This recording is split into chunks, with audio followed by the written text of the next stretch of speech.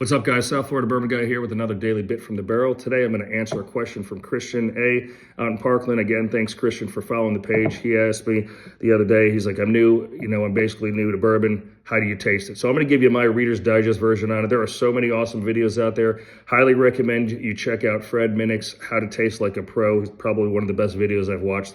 Again, several different ways, but we'll just take this one step at a time, the short, quick Reader's Digest version.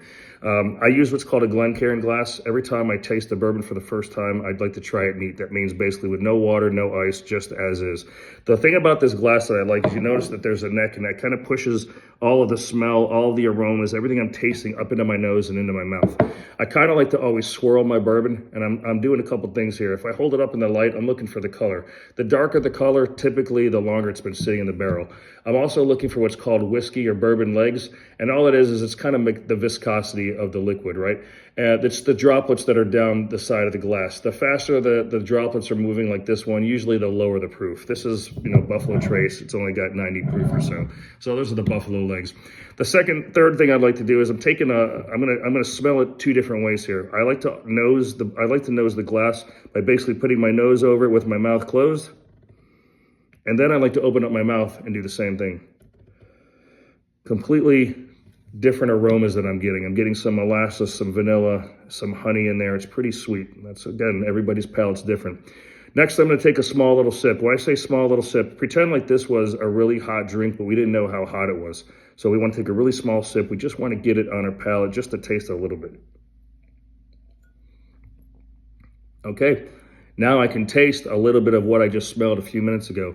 The next thing I'm going to do is I'm going to take a bigger sip, but we're not in college back in the days when we were doing shots to get drunk. And again, that's not the purpose of tastings. You're not, if you're trying to get drunk, you're in the wrong, this is the wrong passion project, I guess, for you. But we're taking a bigger sip, but this time I want to do what's called a Kentucky Chew. I've also heard it called a Kentucky Chug. I'm not that good at it, but I'm basically going to smack my lips together and I'm going to chew the bourbon inside my mouth so it hits all parts of my mouth.